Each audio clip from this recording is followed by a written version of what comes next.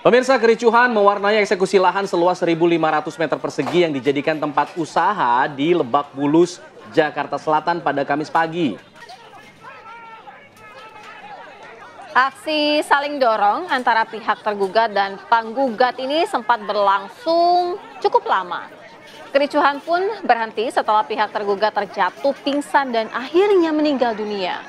Kendati demikian, pihak Pengadilan Negeri Jakarta Selatan pun tetap melanjutkan proses eksekusi hingga pengosongan lahan yang dijadikan tempat usaha tersebut. Di sisi lain, kuasa hukum pihak tergugat akan menempuh upaya hukum atas meninggalnya kliennya.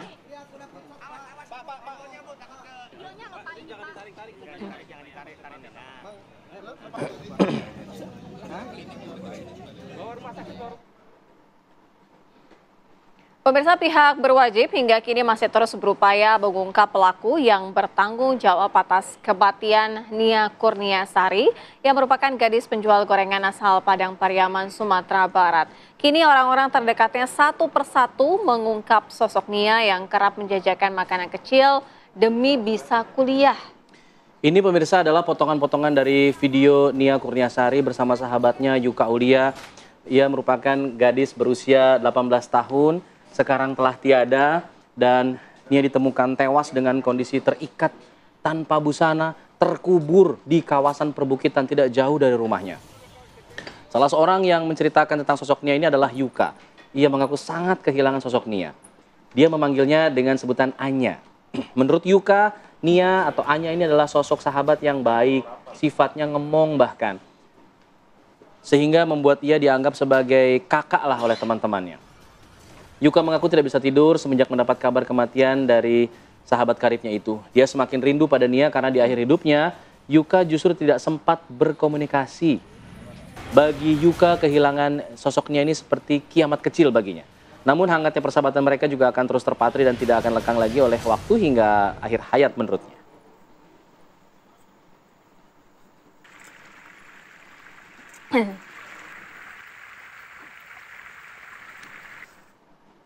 Ya, kita beralih ke informasi lain pemirsa. Sidang peninjauan kembali atau sidang PK 6 terpidana kasus pembunuhan Vina dan Eki pada tahun 2016 dilanjutkan dengan pemeriksaan saksi yang dihadirkan oleh pihak kuasa hukum.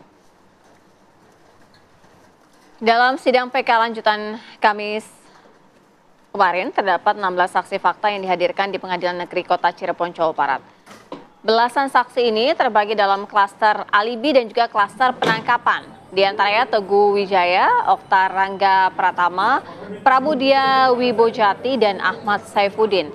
Mereka ini diketahui merupakan rekan terpidana yang pada saat itu mengaku mengetahui keberadaan para terpidana di tanggal 27 Agustus 2016 silam atau pada saat kejadian di malam peristiwa terbunuhnya Vina dan Eki.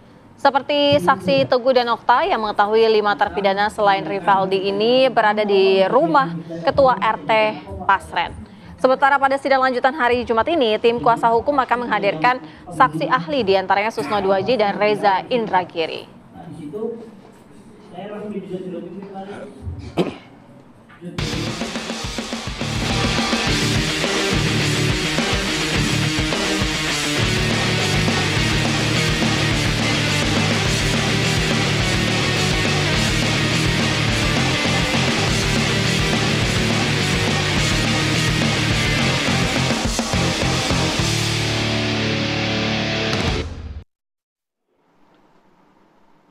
Pemirsa, belakangan ini adu gagasan dalam Pilkada Jakarta 2024 ini memang sudah dipenuhi oleh para pasangan calon yang akan berkontestasi saat ini. Dan banyak sekali permasalahan Jakarta seperti banjir, macet, polusi udara yang masih menjadi benang kusut. Akankah bisa terrealisasi janji-janji mereka ketika kita akan hadirkan adu gagasannya?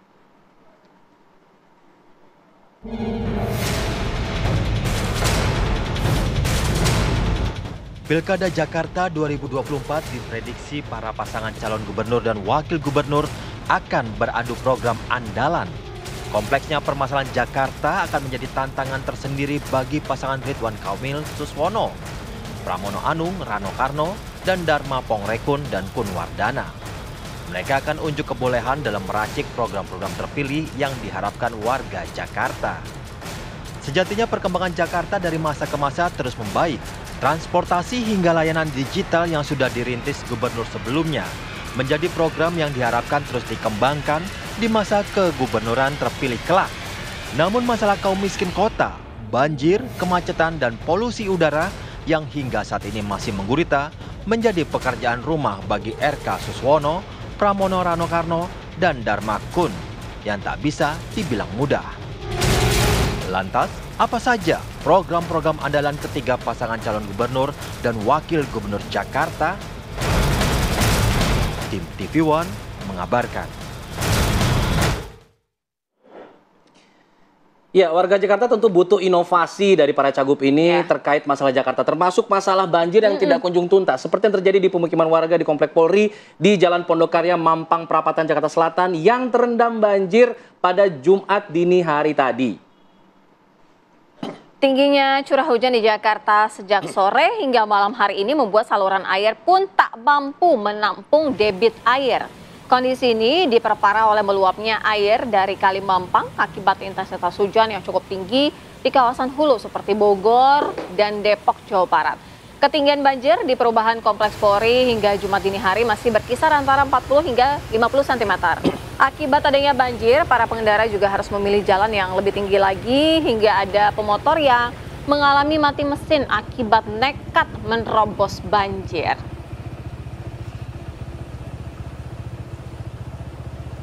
Nah, ini menjadi salah satu permasalahan pelik ya, Jakarta yang benar-benar belum terselesaikan hingga saat ini.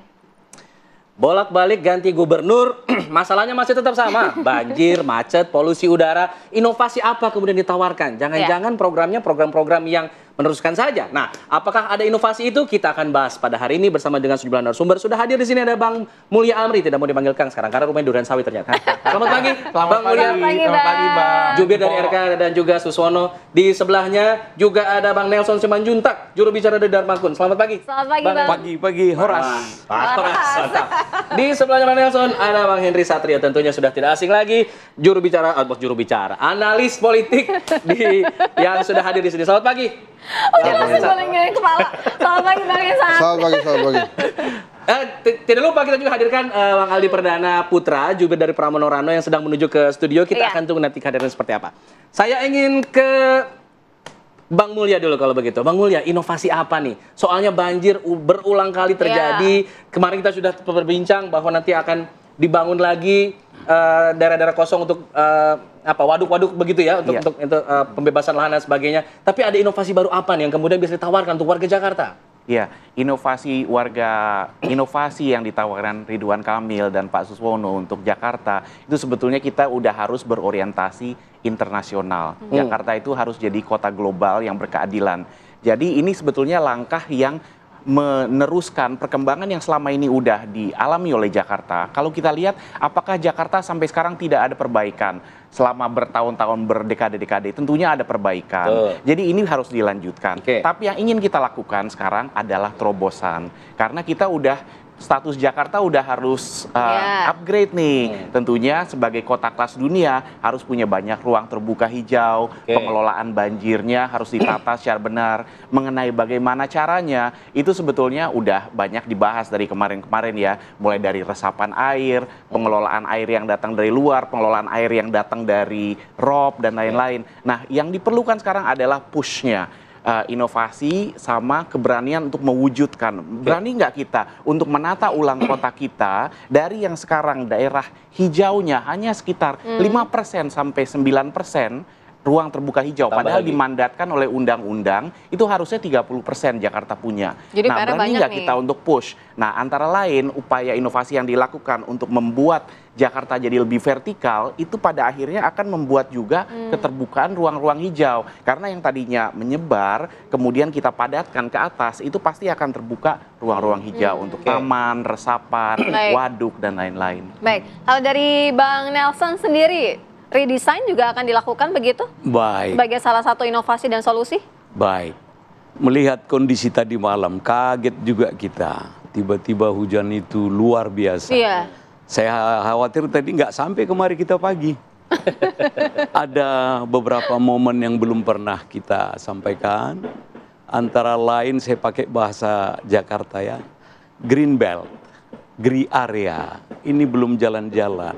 Green belt ini ya seperti sabuk ini, kita harus koordinasi dengan kota-kota pendukung sekitar Jakarta, Depok, Bekasi, dan sebagainya.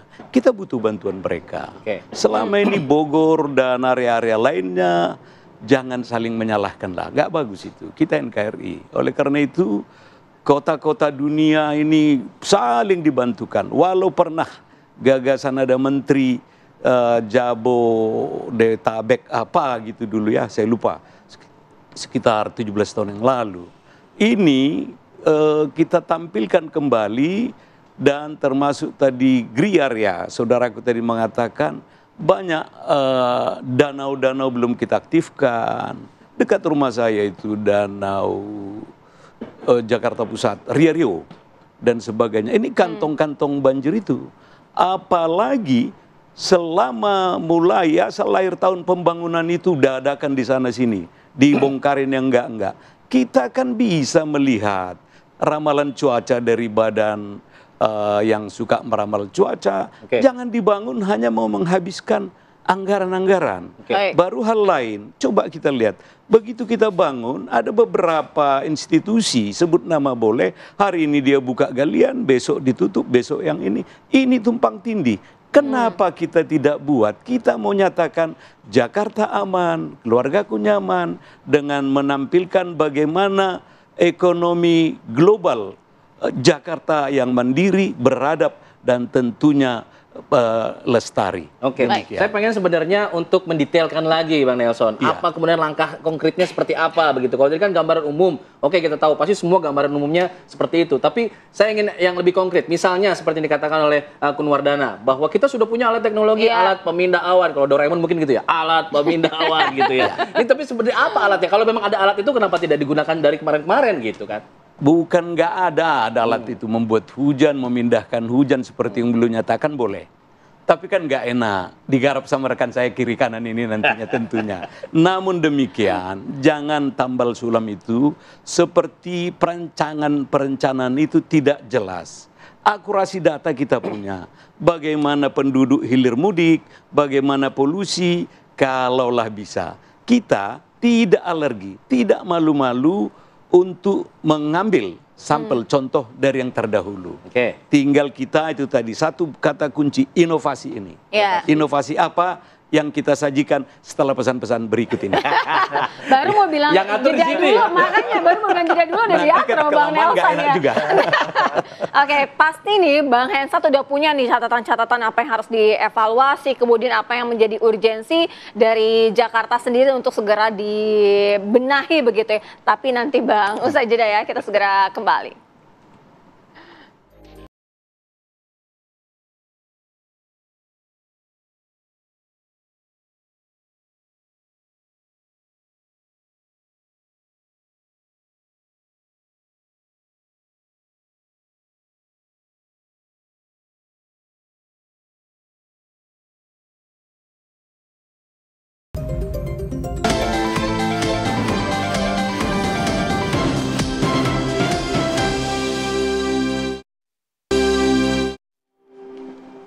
Pemirsa, saatnya kita lanjutkan dialog perbincangan panas adu gagasan ketiga paslon. Sudah bergabung bersama kami Bang Aldi Perdana Putra, merupakan Jubir Pramono Rano. Selamat pagi Bang Aldi. Selamat pagi semuanya. Kena macet tadi ya? Iya, kena macet. Nah itu salah satu peliknya Jakarta. Sebelum kita nanti ke Bang Hensat ya, untuk pamungkasnya kita dengarkan dulu dari Bang Aldi. Bang Aldi, ada tidak sih inovasi-inovasi, apalagi tadi kan ketemu juga sama yang namanya macet gitu kan. Inovasi untuk menangani Jakarta yang sangat-sangat kompleks ini. Yang pertama sih, kita melihat kan kemarin itu hujan yang cukup lama. Mungkin di situ menyebabkan naiknya air yang bisa menjadi salah satu faktor kebanjiran di Jakarta di pagi hari ini sih. Nah, hal-hal tersebut mungkin akan menjadi pembelajaran yang pasal yang akan dibelanja oleh Mas Rano dan Bang Dul. Mungkin melihat dari di mana ini sumber-sumber bottleneck di Jakarta, karena itu kan juga dari jalanan besar menuju ke jalanan kecil, ditambah lagi ada volume air yang naik mungkin menjadi kebanjiran. Nah, tentunya ini akan dikaji terlebih dahulu, apakah ditingkatkan volume transportasi umumnya, lebih diintegrasikannya lagi, terus ataukah nanti bisa juga daerah-daerah padat penduduk ini dijadikan ruang vertikal ke atas, yang dimana itu cara-cara yang sudah terpikirkan namun masih dalam pengkajian dan nantinya akan menjadi bentuk program kerja untuk mengatasi ya, walaupun kita tahu di Jakarta ini kemacetan itu adalah salah satu tantangan karena ada 3 menurut Mas Pram itu, yaitu kemacetan, kebanjiran, dan kekumuhan. Jadi ini emang 3 masalah yang nggak mungkin mudah solusinya dan benar-benar harus kita cari tahu dulu apa permasalahannya. Oke, kalau misalnya ditanya kemarin Bang Rano ditanya ada 11 program prioritas katanya. Ketika sudah dijabarkan memang ada beberapa, atasi banjir, atasi macet, atasi pemukiman kumuh. Tapi ketika ditanya detailnya itu nanti kita akan bahas lagi. Sama seperti yang Bang Ali bilang nih. Kenapa kemudian tidak mau langsung artinya apakah apakah ini artinya tidak programnya ini belum rigid, belum pasti, belum terdeskripsi dengan jelas?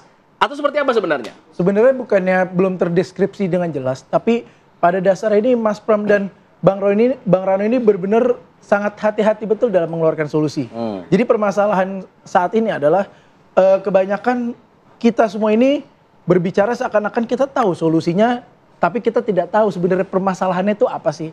Jadi sampai detik-detik terakhir benar-benar Mas Pram ini akan benar-benar mencari tahu apa masalahnya sehingga dia benar-benar memahami, sehingga ketika dia mengeluarkan solusi tersebut benar-benar berasal dari akar permasalahan yang ada. Oke. Baik, kita dengarkan nih, Bang Hensat udah begini nih. Aduh, kayaknya mikirnya berat banget, kayaknya Jakarta nih berat banget gitu ya Bang Hensat. Nggak, karena kan sebagai warga Jakarta kan, sekalian menilai nih, ini mana ini. Bahkan di Pamungkas di Bang Hensat, silakan Bang. Nggak, kan sebetulnya kalau permasalahan Jakarta kan ada 2 tuh ya, yang mikro dan yang makro lah. Yang mikro ini kan sebetulnya lebih penting nih. Kalau menurut saya ini masalah orangnya, masalah warga Jakartanya, perilaku warga Jakartanya.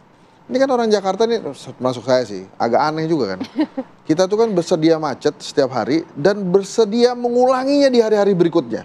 Nggak ada kapok-kapoknya ya? Itu kan menurut saya jadi kayak kemacetan is my way gitu ya. Jadi ya udah, justru kan kita selalu bertanya di Jakarta itu kalau nggak macet ada apa ya? Jangan-jangan salah ini, jangan-jangan ada demo nih, jangan-jangan hari ini libur nih, gitu kan karena kosong. Tapi sebetulnya persoalan manusia di Jakarta, persoalan warga Jakarta pribadi itu jauh lebih besar kalau menurut saya dibandingkan dengan persoalan-persoalan yang ada di luarnya, yang macet, yang banjir, yang polusi. Karena menurut saya semua akar permasalahannya ada di situ. Dan belum ada gubernur memang yang men-touch itu. Ditambah lagi warga Jakarta sadis sama gubernur itu. Nggak pernah, pokoknya kalau nggak suka nggak ada lah 2 periode ganti. Salah aja ganti. Ya. Pokoknya salah ganti. Sekarang misalnya tentang banjir. Itu kan selalu ada anggapan bahwa oh ada kiriman air lah, oh ada perilaku yang tidak sehat lah dan lain-lain. Macet juga begitu. Tentang mental pengendara di jalan misalnya, yang lawan arus tuh, dan membuat lawan arus di lalu lintas itu jadi hal yang biasa kan, ngeselin gitu.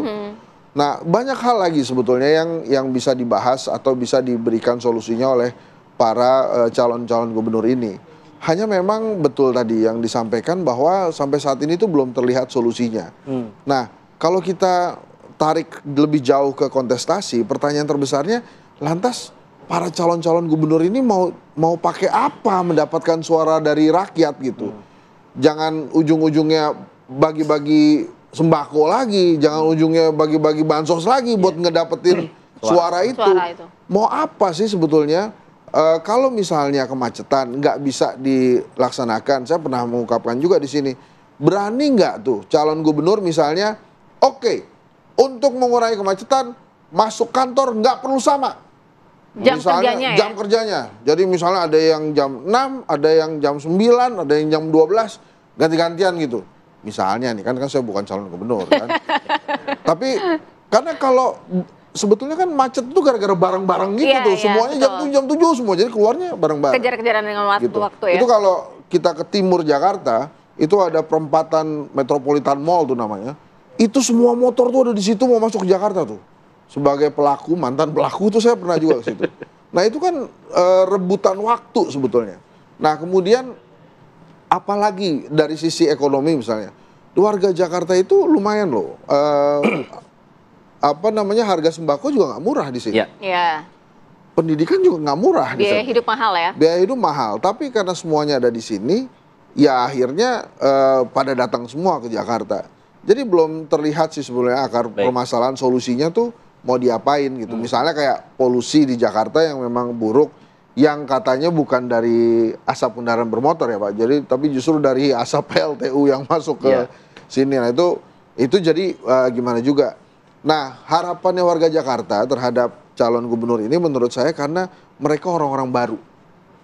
Jadi karena orang baru sebetulnya punya kemewahan untuk menawarkan apa aja. Satu hal yang baru lagi. Ya satu hal yang baru lagi gitu. Dan Jakarta ya memang kotanya untuk Indonesia. Jadi silakan aja capres dari mana aja bisa masuk gitu. Dan sebetulnya itu yang kita tunggu. Ini mau ngapain? Dapetin suara gue nih.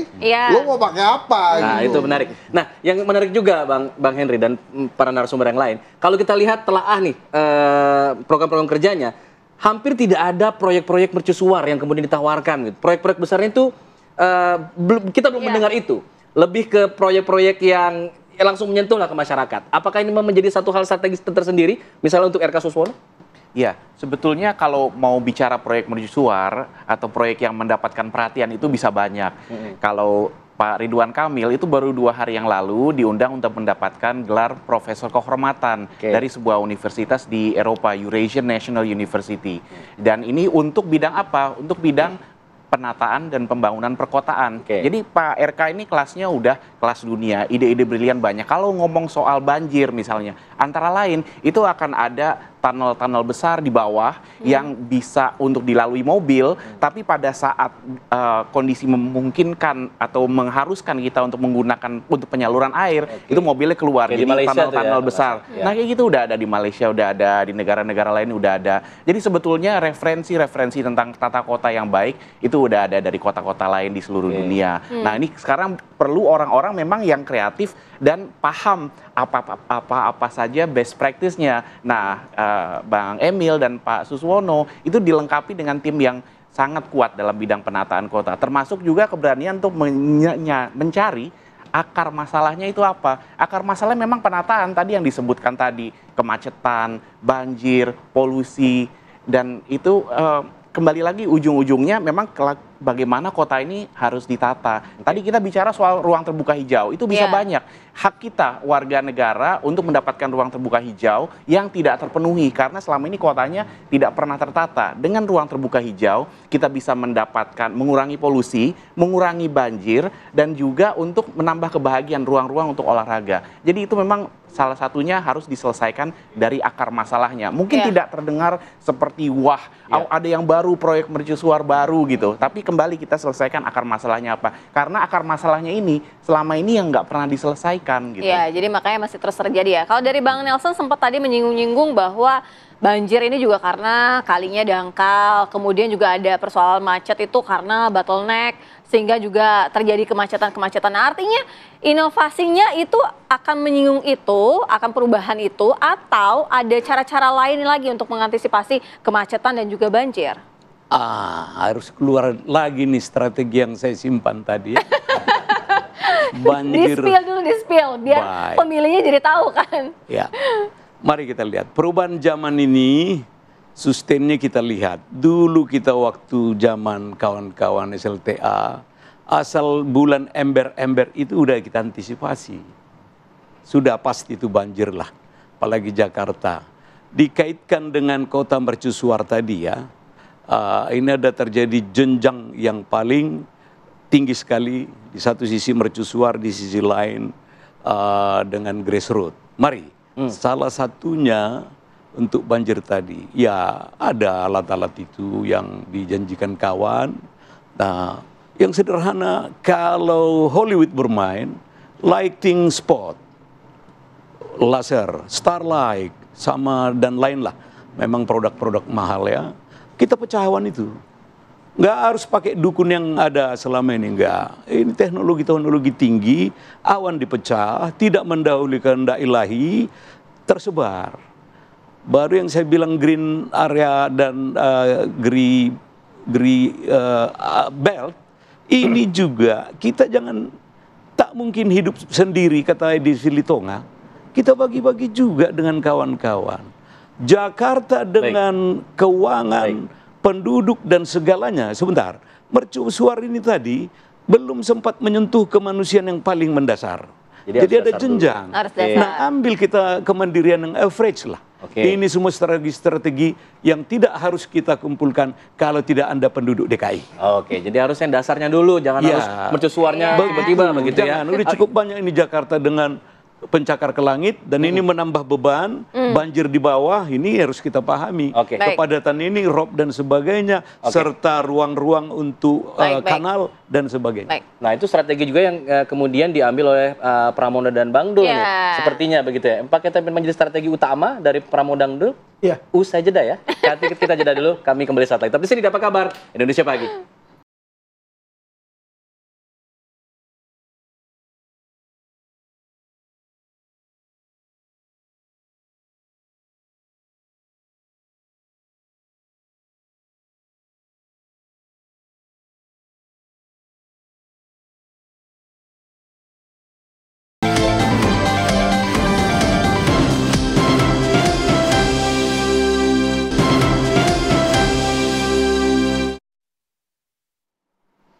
Pemirsa, bakal calon gubernur dan bakal calon wakil gubernur Jakarta, Ridwan Kamil Suswono ini bersilaturahmi ke kediaman mantan gubernur Jakarta, Letnan Jenderal TNI Purnawirawan Sutioso di Museum Yos di Bekasi, Jawa Barat. Ridwan Kamil dan Suswono melakukan silaturahmi dengan mantan gubernur DKI Jakarta itu, Letnan Jenderal TNI Purnawirawan Sutioso di Museum Bang Yos. Pada Kamis siang, RK dan Suswono ini meminta nasihat serta menyerap aspirasi sebagai bekal untuk maju dalam pemilihan Gubernur Jakarta 2024. RK dan Suswono ini tiba di kediaman Sutioso dan langsung disambut oleh Sutioso dan keluarga. Kemudian mereka langsung mengarah ke Museum Bang Yos di sekitar kediaman Sutioso. Dalam pertemuan itu, Sutioso memberikan nasihat agar RK Suswono ini bisa membereskan urusan tidak dengan drama-drama, tapi dengan pendekatan kemanusiaan.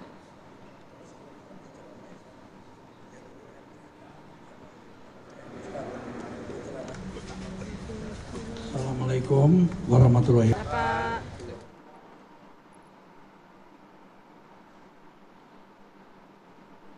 Ya, sementara untuk bakal calon wakil gubernur Jakarta, Rano Karno kembali melakukan safari politiknya ke kediaman putra sulung Presiden Republik Indonesia Soekarno, yakni Guntur Soekarno Putra.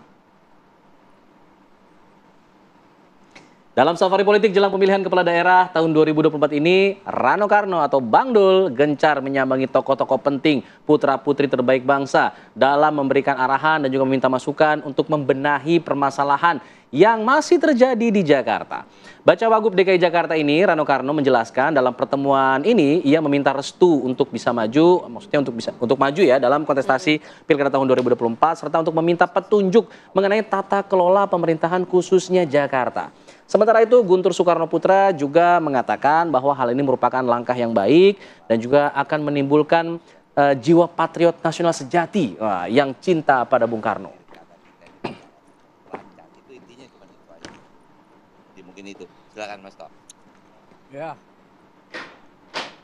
Kami hadirkan pemirsa informasi selanjutnya. Calon Gubernur Jawa Tengah, Ahmad Lutfi ini belusukan ke sejumlah pasar tradisional di Kabupaten Demak, Jawa Tengah untuk memantau harga kebutuhan pokok dan juga menerima aduan para pedagang.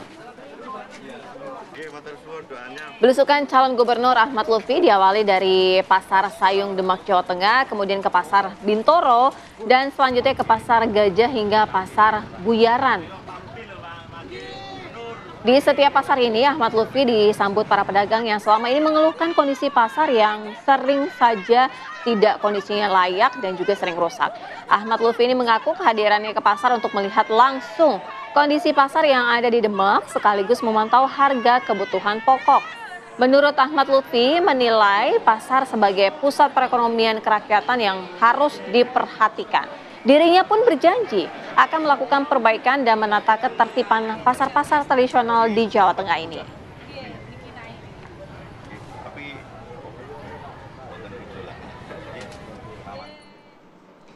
Masih dari Jawa Tengah, pemirsa, pasangan bakal calon gubernur dan wakil gubernur Andika Perkasa Hendar Prihadi melakukan pertemuan dengan seluruh kader PDI Perjuangan, PDIP di Kabupaten Purworejo. Ya, bakal calon gubernur Jawa Tengah dari PDI Perjuangan, Andika Perkasa ini beserta bakal calon wakil gubernurnya, Hendra Prihadi, optimistis bisa memenangi Pilgub Jateng 2024. Hal itu disampaikan langsung oleh Andika Perkasa seusai menghadiri rapat kerja cabang khusus atau Rakercapsus DPC PDIP Purworejo. Andika Perkasa yang hadir bersama istrinya dan juga bakal calon wakil gubernur Jawa Tengah, Hendar Prihadi beserta istri menyapa ratusan kader PDIP Purworejo yang hadir dalam acara tersebut.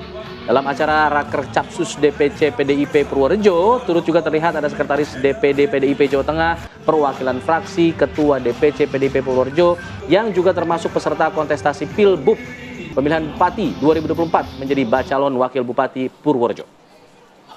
PDI Perjuangan Jawa Tengah. PDI Perjuangan Jawa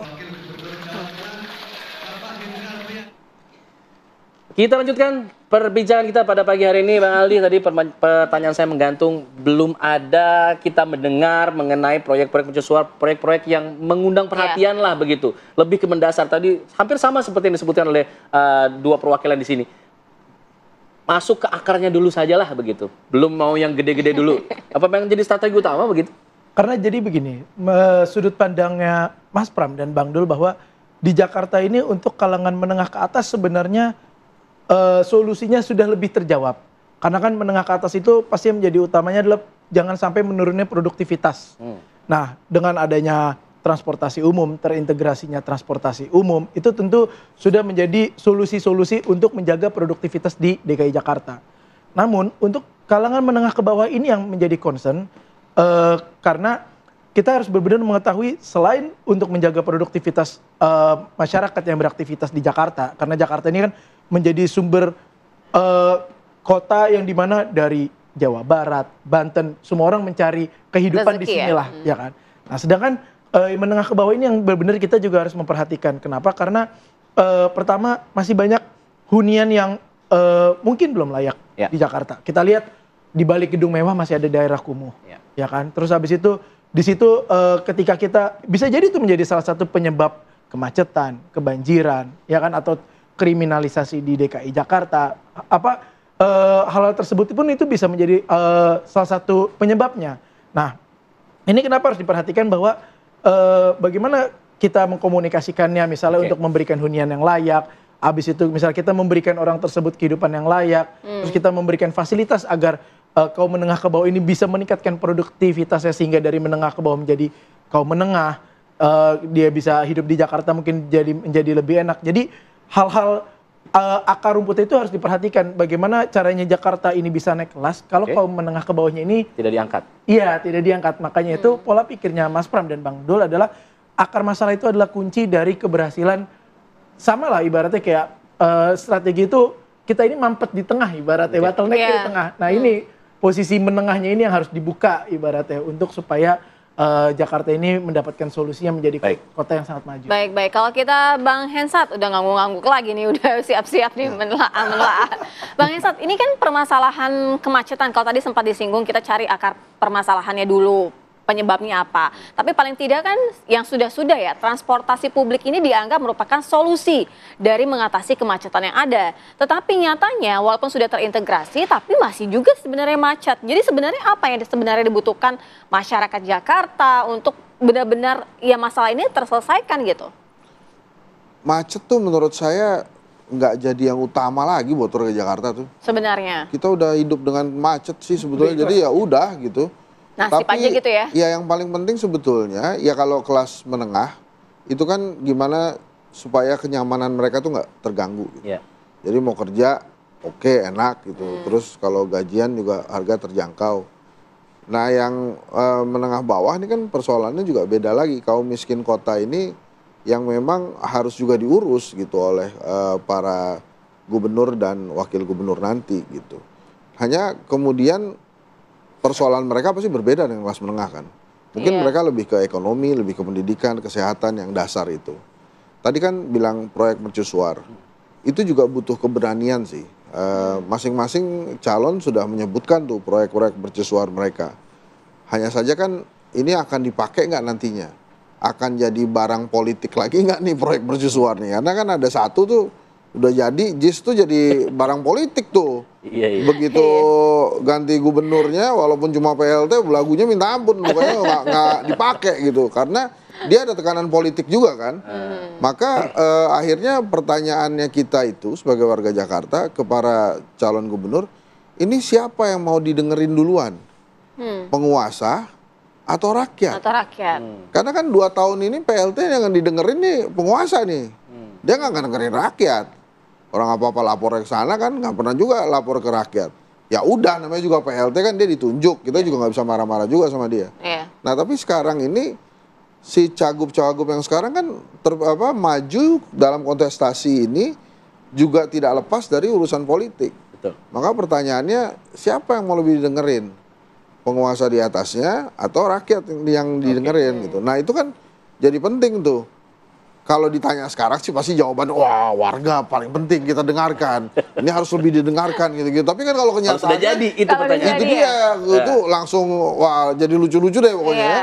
Nah itu kan juga pertanyaan yang pengen juga kita dengarkan. Boleh. Dan dengarkan boleh nggak? Iya boleh. Dan itu harus genuine tuh, nggak perlu artifisial nih ya. Oh, iya, betul. Jadi harus genuine, original tuh gimana? Nah gitu. originalnya Bang Mulya, apa yang bisa dilakukan untuk rakyat paling tidak yang menengah ke bawah juga nih? Apalagi jadi dari koalisi paling besar begitu, Kim, yang kemudian mungkin tekanan politik akan lebih besar nanti. Iya, kita sering salah paham ya, kita membedakan antara yang menengah ke atas dan yang menengah ke bawah. Menurut saya, menurut tim Rido, ini sebetulnya mereka sangat terintegrasi. Yang menengah ke atas itu bekerja dengan menengah ke bawah, sama-sama di satu gedung ini. Cuman mungkin kita nggak selalu berinteraksi ya. Ada yang bekerja sebagai cleaning service, office boy, dan security, dan lain-lain. Itu mereka sama-sama warga Jakarta, sama-sama tinggal di sini, sama-sama kerja di sini. Sebetulnya simbiosis mutualisme itu yang harus ada. Nah, salah satu cara untuk kembali bisa membuat kita semua hidup dalam kondisi yang nyaman adalah tadi saya kurang setuju dengan Bang Hesat sebenarnya bahwa macet itu sudah diterima aja. Sebetulnya orang Jakarta memang setiap hari day in day out mengalami kemacetan, tapi sebetulnya di dalam masih mendongkol, Bang. Menurut saya ya. Jadi saya terus terang tidak rela kalau sampai orang Jakarta menerima kemacetan sebagai fakta. Ini yang harus digarap, dan antara lain program ya masifnya pendekatan kepada masyarakat untuk menata ulang kota menjadi lebih vertikal agar bisa kerja di sini, tinggal di sini sebelah-sebelahan atau jalan kaki 15 menit, 10 menit kayak begitu. Oke, tapi itu supaya programnya tidak dipolitisasi, tidak mendapat tekanan politis, lebih mendengarkan rakyat itu bagaimana gitu? Iya, kita sudah pendekatannya sudah ada teman-teman yang namanya arsitek komunitas atau konsultan pembangunan yang bekerja sama dengan masyarakat. Ini sudah ada pendekatan partisipatif, survei kampung sendiri bersama warga. Ayo kita bikin gimana caranya, rumahnya mau bentuk seperti apa, mau 4 lantai atau 8 lantai, di sebelahnya airnya seperti apa. Itu perencanaan tidak harus hanya dilakukan oleh profesional, tapi profesional bekerja sama dengan warga agar ada rasa kepemilikan dari warga untuk tinggal di sana. Bang Nelson, mungkin dari perseorangan tidak ada beban politis di situ. Nggak ada tekanan ya politis. Satu hal, the hiding area ya. Sebuah area tersembunyi yang nggak pernah dimunculkan. Pemerintah ini harus dynamic, bukan statis ya. Kalau tadi menara itu mercusuar ke langit, ini low level dulu lah. Mari kita lihat, sumber daya manusia. Pekerja, manpower kita sebut, di regulasi itu dikatakan minimal 2 tahun, maksimal 5 tahun pindah. Tour of duty, tour of area. Atau kita sebut nama lain data sering. Kenapa harus para ahli di sini? Jadi jangan dipaksakan. Merdeka Utara nomor 8 yang akan kita huni, itu rumahnya di Bekasi, di Depok, di Magetan, di mana-mana. Ini nggak pernah diperhatikan. Saya selalu baca regulasi itu, teori otonomi daerah. Itu tadi rekan saya mengatakan tidak ada lagi campur tangan pusat, khusus yang 6 sektor. Selebihnya 34 sektor itu milik daerah. Jangan ditahan-tahan orang pindah. Orang mau kawin lagi atau bagaimana, jangan ditahan-tahan. Contoh, satu keluarga, minimal 5. Kali sekian. Kalau kita pindahkan dengan jabatan dan kondisi yang sama, dari Merdeka Utara, Merdeka Selatan 8 ke Bekasi, sudah berkurang 5. Pegawai di sana sebentar, 10.000. Sudah 500.000. Ini kan sudah mengurangi. Nah tadi, ini kita tidak pernah menciptakan rumah sakit stres. Saudaraku ini bagus sekali. Dia paksakan ketika kita lebaran, Jakarta itu kayak hantu. Ini kan tidak bagus sebuah kota global yang Baik, kita Bang Nelson, sarankan. waktunya sudah habis. Mohon maaf, kita ke Bang Aldi secara singkat saja apa yang bisa dilakukan untuk rakyat menengah ke bawah? Singkat saja. Yang pertama, mesti ini apa yang bisa dilakukan Mas Pram dan Bang Dul? Iya, betul. Yang pertama, Mas Pram dan Bang Dul ini benar-benar sangat memperhatikan. Dia akan terus turun belusukan ke jalan untuk memperhatikan permasalahan-permasalahan dari hal kecil, dari bagaimana caranya meningkatkan produktivitas setiap orang, karena prinsipnya adalah Jakarta ini adalah kota bersama. Tidak ada bahasa bahwa kamu tinggal di Depok, kamu tinggal di Banten, kamu nggak boleh mencari rezeki di Jakarta. Enggak, ini adalah kota bersama. Baik. Memang menjadi sumber rezeki bersama, dan mari bersama-sama kita menyelesaikan persoalan di kota yang kita sayangi. Baik. Terima kasih, karena sempit durasi kita harus sudahi dulu. Terima kasih banyak ya. Terima kasih Bang Mulya, terima kasih Bang Nelson, terima kasih Bang Aldi, terima kasih Bang Hensat, terima kasih Bang. Kita jeda dulu pemirsa, kita akan kembali saat lagi tetap di sini di Apa Kabar Indonesia Pagi.